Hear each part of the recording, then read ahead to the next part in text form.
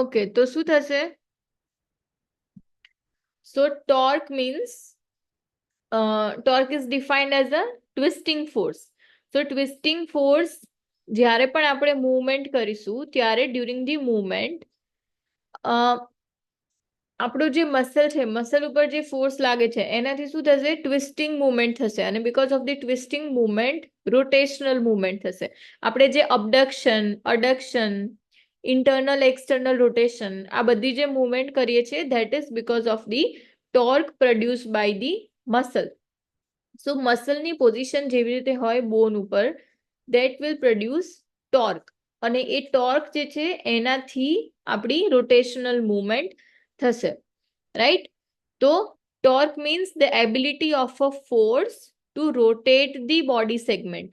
આપણું જે મસલ જે છે, muscles ability to rotate the body, એને કહેવાય ટોર્ક. તો ડિસ્ટન્સ મેટર કરે જ્યારે પણ આપણે ટોર્ક જોઈએ ત્યારે. તો આ જે ઓબ્જેક્ટ છે એવું ઇમેજિન કરો કે અહીંયા જે છે એ શું છે? જોઈન્ટ એક્સિસ છે અને અહીંયાથી ફોર્સ પ્રોડ્યુસ થાય છે. તો જોઈન્ટ એક્સિસ અને ફોર્સ એ બંનેની વચ્ચેનું ડિસ્ટન્સ, જેટલું ડિસ્ટન્સ વધારે હશે એટલો ટોર્ક વધારે લાગશે. સો ટોર્ક જો અહીંયા આપ્યું છે, આ છે એ, એની અંદર શું છે? અહીંયા છે જોઈન્ટ એક્સિસ અને અહીંયાથી ફોર્સ લાગે છે. Torque in B is greater than torque in A. એટલે જે બી માં જે ટોર્ક લાગે છે, આમાં જે ટોર્ક લાગે છે એ વધારે છે એઝ કમ્પેર ટુ એ. કેમ વધારે છે? કેમ કે એની અંદર આ જે ડિસ્ટન્સ છે એ વધારે છે. હવે જો હું આ ડિસ્ટન્સ હજુ વધારે વધારી દઉં, જેમ કે for example in the C, તો અહીંયા આ ડિસ્ટન્સ હજુ વધારે છે. તો આ ડિસ્ટન્સ જેટલું વધારે હશે એટલો ટોર્ક વધારે લાગશે. અને જેટલો ટોર્ક વધારે લાગશે એટલી રોટેશનલ મૂવમેન્ટ વધારે થશે. બરાબર? ખબર પડી આટલી? હા મેમ. આનું હા મેમ. એક્ઝામ્પલ એક આપ્યું છે, આ એનાટોમીનું એક્ઝામ્પલ નથી. ઇન જનરલ એક્ઝામ્પલ છે કે van a person opens a door, they push on the side of the door. એટલે આપણે જો ડોર ઓપન કરવું હોય, આપણો જે ડોરનો નોબ હોય છે એ નોબ પણ ક્યાં હોય છે? એકદમ છેડા ઉપર હોય ને. ધારો કે આ ડોર છે આપણું, બરાબર? અને અહીંયા હિંજ છે. હિંજ એટલે શું? Hinge means what? જ્યાં આગળ દિવાલની સાથે આપણો ડોર અટેચ હશે ને. હા. તો આને કહેવાય હિંજ. બરાબર? તો અહીંયા હિંજ છે અને આપણો જે ડોરનો નોબ છે એ અહીંયા છે. બરાબર? દરેકના ઘરમાં આવું જ હશે કે ડોરનો નોબ હશે એ ડિસ્ટલી હશે, અહીંયા નહીં હોય ક્યારેય. અહીંયા કેમ નહીં હોય? કેમ કે જો અહીંયા હોય તો શું થાય? આ જે છે એની એક્સિસ છે અને એક્સિસ થી આ ફોર્સનું ડિસ્ટન્સ અહીંયા ઓછું છે. તો ટોર્ક કેવો લાગશે? ટોર્ક કેવો લાગશે? ધારો કે આપણે નોબને અહીંયા રાખ્યું હોય, બરાબર? તો અહીંયા ફોર્સ છે, આપણે નોબ પકડીને દરવાજો ખોલીશું ને, તો આપણો નોબ અહીંયા છે અને એક્સિસ જે છે એ અહીંયા છે. હિંજ જે છે એ શું છે? એક્સિસ છે. તો એક્સિસ થી આપણા નોબનું ડિસ્ટન્સ આમાં ઓછું છે. તો ટોર્ક કેવો લાગશે? આપણે શું જોયું તું કે એક્સિસ અને હિંજ ફોર્સનું વચ્ચેનું ડિસ્ટન્સ ઓછું હોય તો ફોર્સ કેવો લાગે? જો આ ડિસ્ટન્સ ઓછું છે તો ટોર્ક કેવો લાગે છે? ઓછો લાગે છે. આ ડિસ્ટન્સ વધારે છે આની કમ્પેરમાં, તો ટોર્ક કેવો લાગે? વધારે લાગે. અને આની અંદર ડિસ્ટન્સ સૌથી વધારે છે તો ટોર્ક કેવો લાગ્યો? સૌથી વધારે લાગ્યો. આ જે છે એક્સિસ છે એટલે આને ઇમેજિન કરવાની કે ડોરનું હિંજ છે. હિંજ એટલે શું ખબર છે જીલ? વિડિયો ચાલુ કરો બંને. હિંજ એટલે શું? જીલ ક્યાં ગઈ? જીલ હિંજ એટલે તારા યાદ ઘરના નહીં મેમ. ડોરમાં હિંજ દેખાય છે? હા, ક્યાં છે? સેન્ટરમાં ઉપર અને નીચે. હા, એટલે મતલબ કે ડોર જ્યાં વોલની સાથે આમ અટેચ હોય એને હિંજ કહેવાય, બરાબર? જ્યાંથી જોઈન્ટ હોય એને હિંજ કહેવાય. તો આને આપણે એઝ અ હિંજ કન્સિડર કરીએ અને આ છે ફોર્સ. તો જે ડોરનો નોબ હોય, જે પકડવાનું હેન્ડલ હોય એ ઓલવેઝ ડિસ્ટલી હોય, હિંજની નજીકમાં નથી હોતું. નથી હોતું ને? નથી હોતું? ના મેમ. હા, તો કેમ નથી હોતું? કેમ કે જો અહીંયા નજીક રાખે તો શું થાય? ફોર્સ વધારે આપવો પડે. ફોર્સ વધારે આપવો પડે, કેમ કે આપણને ટોર્ક ઓછો મળે. ટોર્ક ઓછો હોય તો આપણે ફોર્સ વધારે આપવો પડે મૂવમેન્ટ કરવા માટે. અને જો ટોર્ક વધારે હોય, આ અહીંયા દૂર નોબ છે તો અહીંયાથી આ ટોર્ક કેવો થયો? વધારે થયો. તો ટોર્ક વધારે થયો એટલે આપણે ફોર્સ કેવો આપવો પડે? ઓછો આપવો પડે. ઓછા ફોર્સમાં વધારે મૂવમેન્ટ થાય. બરાબર, સમજ પડી? સો એટલા માટે હા ma'am. when a person opens a door, they push on the side of the door farthest, મતલબ સૌથી દૂર આપણો નોબ હોય છે.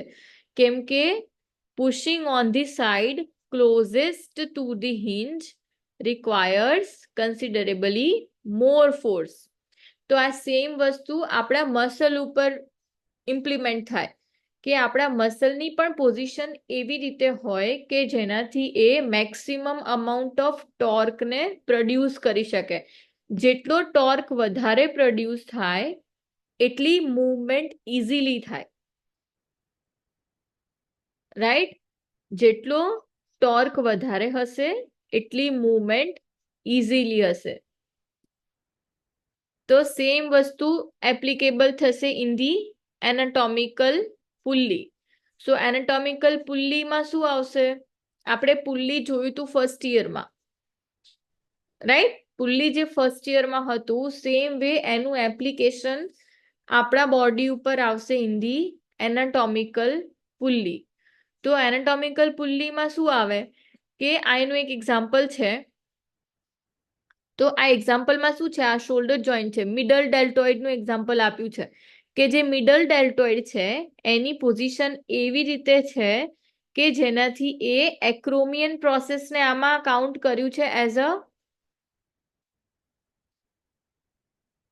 આ સ્ક્રીન દેખાય છે?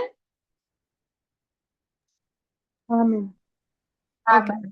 તો આની અંદર જે એક્રોમિયન પ્રોસેસ છે એને લીધી છે as a axis. So acromion process is the axis અને આપણે જોઈએ છીએ મિડલ ડેલ્ટોઇડ. તો મિડલ ડેલ્ટોઇડની પોઝિશન એવી છે કે જેનાથી એ મેક્સિમમ ટોર્ક પ્રોડ્યુસ કરી શકે. અને ટોર્ક મેક્સિમમ પ્રોડ્યુસ થશે એટલે મૂવમેન્ટ ઇઝીલી થશે. આપણે અહીંયા રોટેશનલ મૂવમેન્ટની વાત કરીએ છીએ. ટોર્ક જ્યારે પણ આવે તો એ શેની સાથે આપણે શું વિચારવાનું કે રોટેશનલ મૂવમેન્ટ.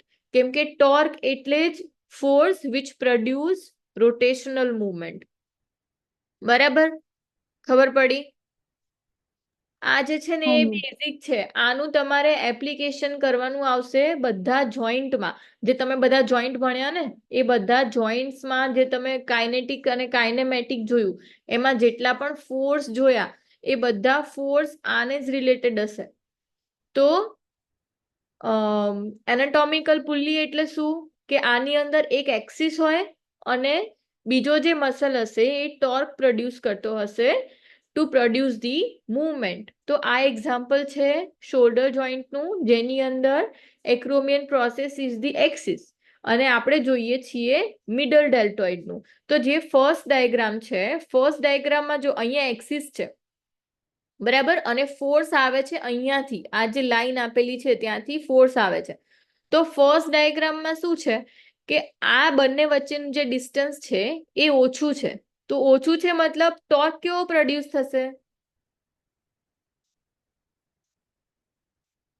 ટોર્ક આ બંનેમાં કમ્પેર કરો તો જો અહીંયા ડિસ્ટન્સ અહીંયા છે, અહીંયાથી ફોર્સ જનરેટ થાય છે. તો આ ડિસ્ટન્સ વધારે છે આની કમ્પેરિઝનમાં. તો એ કે બી બંનેમાંથી ટોર્ક શેમાં વધારે પ્રોડ્યુસ થશે?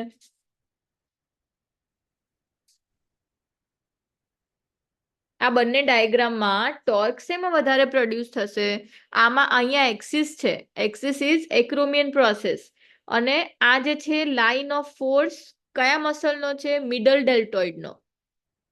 આમાં પણ લાઇન ઓફ ફોર્સ છે મિડલ ડેલ્ટોઇડનો, અહીંયાથી ફોર્સ લાગે છે, તો આટલો જે છે આપણો ટોર્ક છે, અને અહીંયા પણ જે આટલો હશે એ આપણો ટોર્ક હશે. તો ટોર્ક કયા ડાયાગ્રામમાં ટોર્ક વધારે પ્રોડ્યુસ થશે? બી એમાં, બી માં, બરાબર.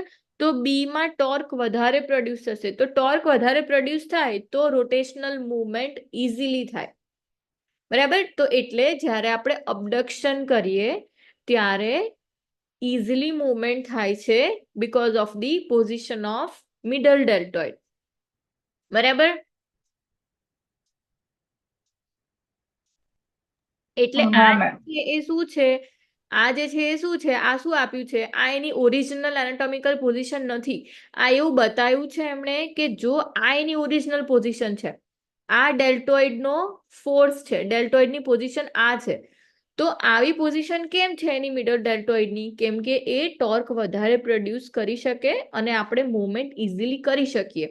જો અહીંયા નીચે જો શું લખ્યું છે?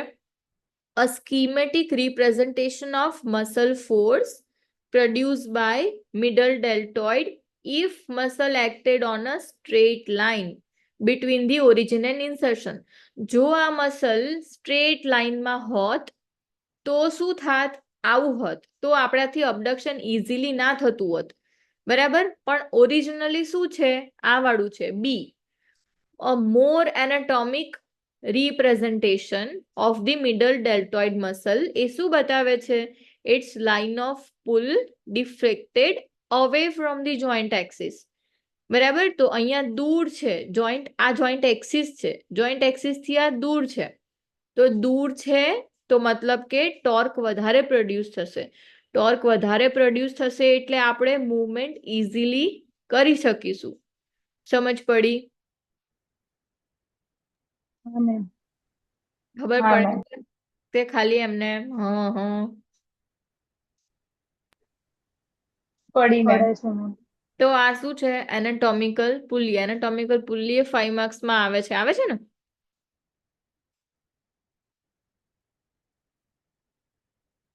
તો આપણા બોડીમાં જેટલા પણ સિસ્મોઇડ બોન હશે એ બધા સિસ્મોઇડ બોન જે છે એનું ફંક્શન શું છે? Changing the direction of a muscle. આપણને પટેલા કેમ આપેલું છે? પટેલા ના આપ્યું હોય તો ના ચાલે. તો પટેલા આપ્યું છે, that is also because of the to produce flexion and extension movement, અને એનું બીજું એક ફંક્શન એ છે કે એ વર્ક કરે છે as a anatomical pulley. So there are other sesamoid bones in the human body, બરાબર. પટેલા છે અને બીજા પણ ઘણા બધા સિસ્મોઇડ બોન હોય હ્યુમન બોડીમાં. So each sesamoid bone has similar effect of changing the direction of muscle. મસલની ડિરેક્શનને ચેન્જ કરે સિસ્મોઇડ બોન, અને મસલની ડિરેક્શનને ચેન્જ કરશે તો એનાથી શું થશે? As a result increasing ability of muscle to produce torque. મસલની ટોર્ક પ્રોડ્યુસ કરવાની એબિલિટીને ઇન્ક્રીઝ કરશે, અને જેટલું ટોર્ક વધારે પ્રોડ્યુસ થશે એટલી મૂવમેન્ટ ઇઝીલી થશે. એટલા માટે આપણી બધી મૂવમેન્ટ એકદમ ઇઝીલી થાય છે વિધાઉટ એની એફર્ટ. મતલબ આપણે આમ એવું નથી કરવું પડતું કે મૂવમેન્ટ કરવી હોય તો એકદમ તાકાત કરીને મૂવમેન્ટ કરવી પડે, right? We can easily move our all the joints because of the proper amount of torque which is produced on the muscle. બરાબર? ખબર પડી? હા મેમ. કઈ હા. ડાઉટ હા એટલામાં? મેમ. ના. ના. કઈ ડાઉટ નહીં? ના મેમ.